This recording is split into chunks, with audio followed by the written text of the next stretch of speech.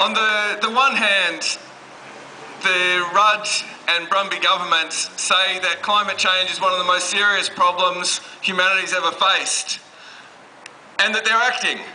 On the other hand, the reason we're here today is what they're actually doing is that they're sending Peter Batchelor to a $3,000 a head coal conference on how Victoria can keep burning coal till kingdom come. And I think Damien Lawson was right when he said they're simple tests. They tell some very complicated lies around carbon trading, but there are simple tests about are they acting or not. And the simple test is, are we getting large-scale renewable energy? Are we getting the Mildura Solar power plant? Or are indeed we getting new coal, the new HRL coal power plant? And unfortunately the answer is the wrong way around at the moment, and that is what we are trying to change. You see, if carbon trading came in tomorrow, if we had any sort of carbon pricing, carbon tax, it's not going to build the Mildura Solar power plant, it's not going to stop the HRL power plant, and the climate movement needs to be demanding these very practical things about what the government should do. When it comes to the Mildura Solar power plant, it really is part of the smoke and mirrors that the government is acting on climate change. Brumby has been saying that they're committed to this project for 3 years, and yet we still don't have a construction date.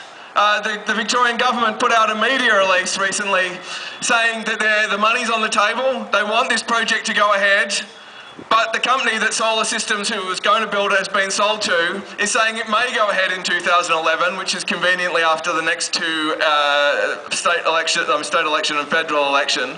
There's no date for construction, and the other key thing is that Solar Systems, which was going to build it, had 150 employees.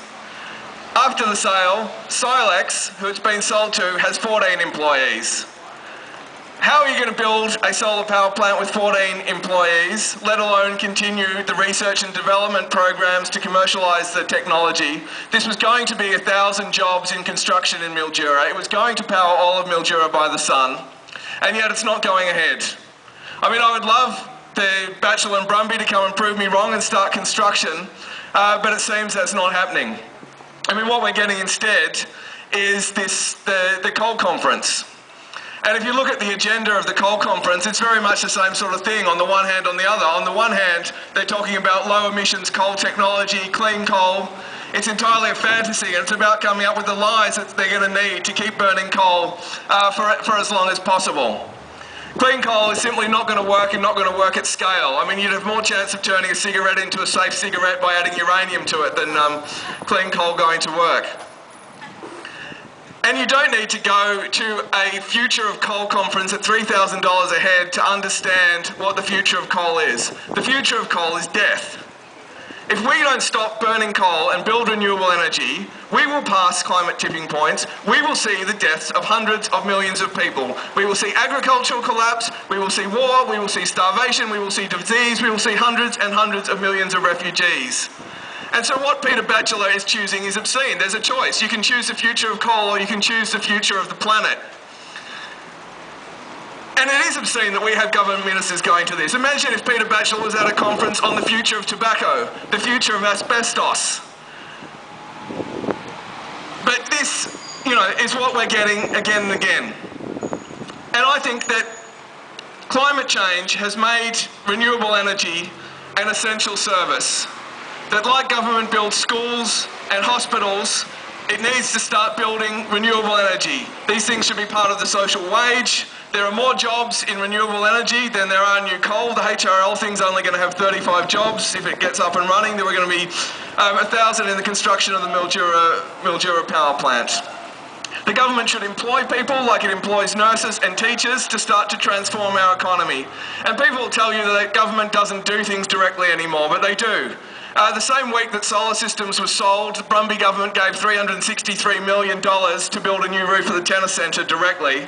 That's about the cost of the Mildura Solar power plant. Nothing against tennis, but what's more important? That we have a planet on which to play tennis, or that we have a roof on the tennis centre? The government is spending the $40 billion on the national broadband network directly. They're spending $36 billion on new submarines. To put that in context, $36 billion, you divide that up by $50,000 each, you could employ 700,000 people for that money to begin to transform our economy. And the very last thing I will say is this. I think it's fantastic that we had the firefighters union here today. If we are going to force our government to start to do what is necessary to stop climate change, we are going to need a power which is an alternative power to the power of the corporations which are currently running the show. And I think that power is in the union movement. I think we need union leaders, not just in the firefighters, but in every union. We need union members saying again and again and again, give us the jobs that will save the world.